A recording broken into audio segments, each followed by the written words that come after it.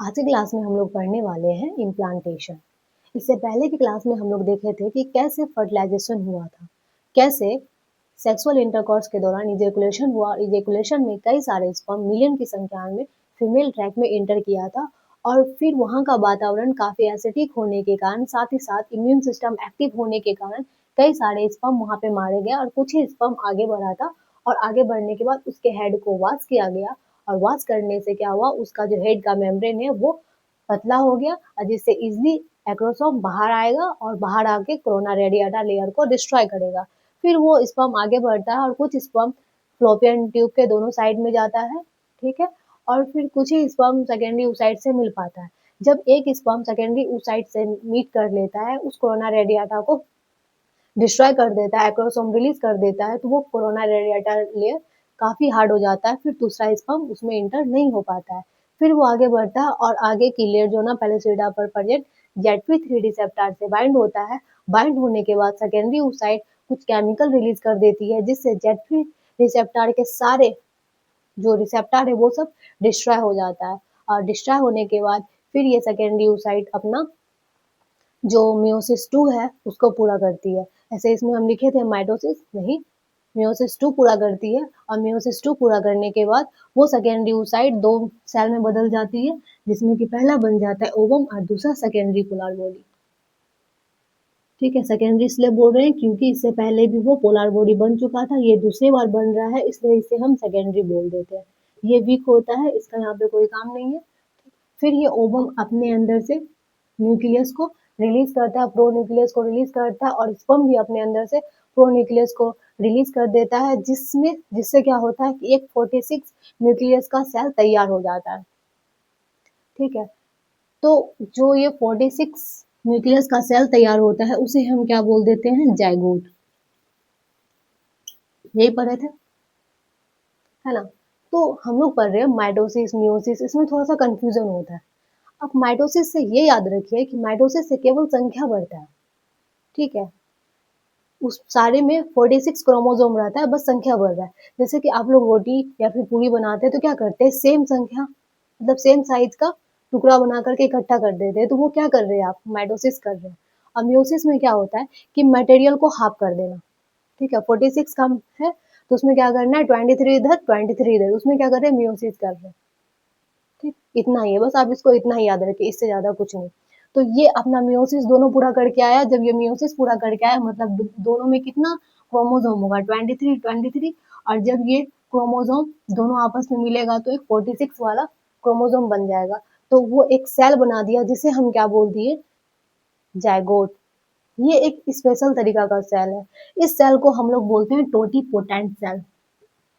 Totipotent इसलिए बोलते हैं क्योंकि इस सेल में ऐसा कैपेसिटी है कि ये पूरे ऑर्गेनिज्म को बना सकता है, ठीक है, जायगोट है ये। जायगोट को हम लोग टोटीपोटेंट सेल बोल रहे हैं क्योंकि ये पूरे ऑर्गेनिज्म को बनाता है, ये पूरे बेबी बना देता है, इसलिए इसे हम कहते हैं टोटीपोटेंट सेल। ठीक, अब ये जो जायगोट बन के तैयार हुआ है, अब इसमें क्या होगा कि ये अब माइटोसिस करेगा, ये अपने जैसे एक और सेल बना देता है, ठीक है, ये एक सेल से 2 सेल बन जाता है। जब एक सेल से 2 सेल बनता है मतलब ये माइटोसिस करता है, तो ये स्पेशल तरीका का माइटोसिस कर रहा है, इसलिए इसे हम बोलते हैं क्लीवेज। ठीक है, फिर ये एक सेल से 2 सेल बनता है, ठीक है, बन गया। फिर 2 सेल से 4 सेल बनता है, तो जिसे हम क्या बोलते हैं, ब्लास्टोमियर। फिर ये 4 सेल से 8 सेल और 8 से 16 सेल जब बनता है तो इसे हम बोलते हैं मॉडुला। ठीक है, यह कब बन जाता है, फर्टिलाइजेशन के चौथा दिन मॉडुला बन के तैयार हो जाता है। फिर ये आगे 16 सेल से 100 सेल, और तब तक ये यूट्राइन कैविटी में इंटर कर चुका होता है। और जब ये 100 सेल बन जाता है और ये यूट्राइन कैविटी के पास आ जाता है, इंडोमेट्रियम के पास आ जाता है, तो यहाँ से इंडोमेट्रियम कुछ रिलीज करती है, कुछ फ्लूइड रिलीज करती है जिसको हम लोग बोलते हैं ग्लाइकोजेन। ठीक है, ये ग्लाइकोजेन इस 100 सेल वाले स्ट्रक्चर में चली जाती है और जैसे ये ग्लाइकोजेन फ्लूइड है, तो जब ये फ्लूइड इसमें जाता है तो क्या हो जाता है कि कुछ सेल साइड साइड चले जाता है और कुछ सेल यहाँ पे जमा हो जाता है। तो जो सेल साइड साइड चले गया उसे हम बोलते हैं ट्रोफोब्लास्ट और जो सेल यहाँ पे जमा हो गया उसे हम बोलते हैं इनर सेल मास या फिर इंटायोब्लास्ट। और इस कंप्लीट स्ट्रक्चर को बोलते हैं ब्लास्टोसिस्ट। और ये बन के कंप्लीट स्ट्रक्चर कब तैयार होता है? फर्टिलाइजेशन के 5वें दिन।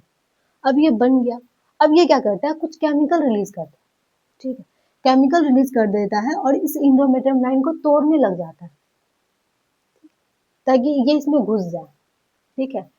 तो ये इसको तोड़ने लग गया, फिर जैसे इसमें इन्वेंट होना इतना आसान नहीं है, क्योंकि अभी भी इसके ऊपर क्या प्रेजेंट है? Zona pellucida layer. तो ये एक और केमिकल रिलीज करता है और इस जोना पेलोसिडा लेयर को तोड़ देता है। अब ये यहाँ से इस यूट्राइन कैविटी से कहाँ चले जाता है? इस इंडोमेट्रियम लाइन में इम्बेड हो जाता है, चले जाता है। तो इसे हम क्या बोलते हैं? इम्प्लांटेशन। और ये इम्बेड कब होता है? फर्टिलाइजेशन के 7वें दिन। फर्टिलाइजेशन होने के 7वें दिन बाद ये इम्बैंड हो जाता है, ठीक है। तो आप इम्प्लांटेशन का डेफिनेशन क्या लिखेंगे? जाइगोट का इंडोमेट्रियम लाइन में इम्बैंड हो जाना इम्प्लांटेशन कहलाता है, ठीक। ये इम्बैंड हो गया, ठीक है। बाहर का स्ट्रक्चर ये कुछ ऐसे ही इम्बैंड होता है, ठीक है। ये इसका जो ये नोड टाइप बना हुआ है ये इस साइड रहेगा और ये बाहर वाला स्ट्रक्चर ये सिंगल लाइन ये इधर रहता है। और इस बाहर वाले को हम लोग क्या बोलते हैं? ट्रोफोब्लास्ट। ये ट्रोफोब्लास्ट कुछ केमिकल रिलीज करता है, ठीक है, जिसको हम लोग बोलते हैं एससीजी। ये 8वां दिन रिलीज करने लग जाता है, फर्टिलाइजेशन के 8वां दिन, मतलब इम्प्लांट हुआ उसके दूसरे दिन ये एससीजी रिलीज करने लग जाता है, ठीक। और इस यही एससीजी, ठीक है, हम लोग प्रेगनेंसी को करते हैं ना चेक करने के लिए, कुछ किट ले करके टेस्ट करते हैं ना, जैसे प्रेगा न्यूज या फिर आईसीओर करके ऐसे। तो उस किट में हम यही देखते हैं, एससीजी का प्रेजेंस देखते हैं। अगर एससीजी पाया गया तो गर्भधारण हुआ है, अगर एससीजी एब्सेंट है तो नहीं हुआ है, ठीक। तो ये एससीजी, वैसे हम लोग कहते हैं कि जो एससीजी है वो बनाता है, वो रिलीज करता है प्लासेंटा, लेकिन यहाँ पे तो प्लासेंटा है ही नहीं, तो कौन बनाए? ये जो ट्रोफोब्लास्ट है ये ही आगे जाके बनता है प्लासेंटा, ठीक है। एससीजी कौन रिलीज कर रहा था? ट्रोफोब्लास्ट। और ट्रोफोब्लास्ट ही क्या है? फ्यूचर प्लासेंटा,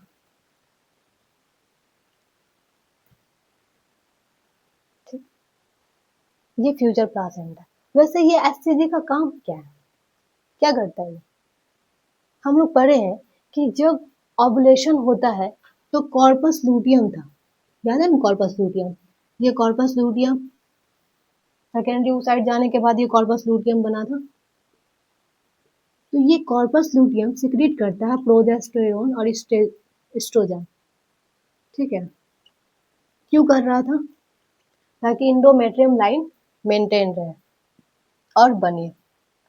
तो ये प्रोजेस्टेरोन एस्ट्रोजन सिक्रीट कर रहा था, लेकिन ज्यादा प्रोजेस्टेरोन एस्ट्रोजन होने के कारण एलएच का लेवल कम हो रहा था, और एलएच लेवल कम होने के कारण ये डेथ हो सकता है। और प्रोजेस्टेरोन एस्ट्रोजन तो चाहिए, ये कॉर्पस लूटियम तो बनाएगा ही। तो ये एलएच लेवल कम हो जाए, ठीक है, और ये डिस्ट्रॉय हो जाए, इसके ये ही काम करता है एससीजी। मतलब अगर एलएच लेवल कम भी हो जाए कोई दिक्कत नहीं है, ये मिमिक ऑफ एलएच करता है। क्या करता है? मिमिक एलएच का करता है। ये एलएच के जैसा ही फंक्शन करता है। और ये एससीजी, ठीक है, ये एलएच कैसा फंक्शन करता है? ताकि कॉर्पस लूटियम बना रहे, और कॉर्पस लूटियम बना रहे जिससे प्रोजेस्टेरोन एस्ट्रोजन का सिक्रीशन होता रहे, और प्रोजेस्टेरोन एस्ट्रोजन का सिक्रीशन होता रहेगा तो इंडोमेट्रियम लाइन मेंटेन रहेगा, ठीक है। और इंडोमेट्रियम लाइन मेंटेन रहेगा तो इसमें जो इम्बैंड हुआ है, इम्प्लांट हुआ है जाइगोट, वो भी अच्छा ग्रो करेगा, ठीक है। तो ये करीब इसको मेंटेन किया जाता है 3 मंथ तक। 3 मंथ तक क्यों? क्योंकि 3 मंथ के बाद ये जो ट्रोफोब्लास्ट है ये प्लासेंटा बन के तैयार हो जाता है, ठीक है, 3 मंथ तक। और 3 मंथ के बाद ये प्लासेंटा बन जाता है, और ये प्लासेंटा ही फिर प्रोजेस्टेरोन एस्ट्रोजन का सिक्रीशन करता है जिससे प्रेगनेंसी आगे मेंटेन रहता है, ठीक। तो हम लोग कुछ नहीं पढ़े, बस इतना ही हम लोग पढ़े कि ये जाइगोट डिवीजन किया, डिवीजन करके क्या क्या क्लीवेज बना, माइटोसिस डिवीजन, फिर ब्लास्टोमियर बना, फिर ब्लास्टोमियर से मॉडुला बना जो कि कितना सेल था, 8 से 16 सेल था। फिर इस सेल की संख्या 100 हो गया। तब तक ये कहाँ गया था, इंडोमेट्रियम लाइन के पास। इंडोमेट्रियम लाइन से कुछ ग्लाइकोजन सिक्रीट हो रहा था और ये ग्लाइकोजन इस सेल के अंदर चले गया, जिससे ये सेल दो भाग में बट गया, एक बाहर चले गया और एक कुछ यहाँ पे जमा हो गया। जो बाहर की साइड रह गया उसे हम क्या बोल दिए, ट्रोफोब्लास्ट, और जो अंदर रह गया उसे हम क्या बोल दिए, इनर सेल मास या फिर इम्ब्रियोब्लास्ट। ठीक है, और इस कंप्लीट स्ट्रक्चर को क्या बोल दिया, ब्लास्टोसिस्ट। ये कब बन के तैयार हुआ, 5वां दिन। ठीक, फिर ये आगे जाके इस इंडोमेट्रियम लाइन में इम्बैंड हो गया। और वहां जाकर के ये 8वें दिन ये जो ट्रोफोब्लास्ट है वो क्या रिलीज करने लग गया, एससीजी। और ये ट्रोफोब्लास्ट एससीजी रिलीज कर रहा था, जिससे हमें पता चलता है कि गर्भधारण हुआ है या फिर नहीं हुआ है। फिर ये जो ट्रोफोब्लास्ट है आगे जाके ही क्या बनाएगा, प्लासेंटा। ठीक है, और ये जो एससीजी है, एससीजी क्यों रिलीज कर रहा था, वो इसलिए ताकि अगर प्रोजेस्टेरोन एस्ट्रोजन का लेवल ज्यादा होगा तो कॉर्पस लूटियम का लेवल कम हो जाएगा, और कम होगा तो कॉर्पस लूटियम डिस्ट्रॉय हो सकता है। इसलिए ये एलएच का मिमिक करता है ताकि कॉर्पस लूटियम 3 मंथ तक बना रहे, और जिससे प्रोजेस्टेरोन एस्ट्रोजन बना रहे और इंडोमेट्रियम लाइन मेंटेन रहे, प्रेगनेंसी मेंटेन रहे। और 3 मंथ के बाद ये ट्रोफोब्लास्ट प्लासेंटा बन के तैयार हो जाता है, जिससे प्रेगनेंसी आगे बना रहता है। ठीक, आप इसे एक दो बार और पढ़िए तो आपको समझ में आएगा। ठीक है, आज की क्लास में इतना ही। नेक्स्ट क्लास में हम पढ़ेंगे कैसे ये आगे डेवलप होता है। ठीक है, थैंक यू।